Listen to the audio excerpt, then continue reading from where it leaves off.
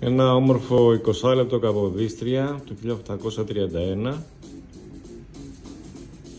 ακυκλοφόρητο, πιστοποιημένο από την NGC με βαθμό MS61BN.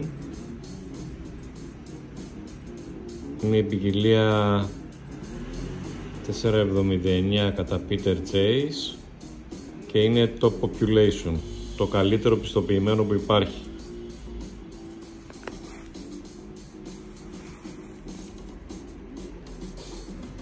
Ο δίσκος έχει λούστρο ακόμα, μόνο από κοντά το βλέπεις καλύτερα. Τώρα με την κάμερα του κινητού δεν φαίνεται πολύ καλά. Top Population, Top Pop 479, ποικιλία και βαθμός NGC MS61BN.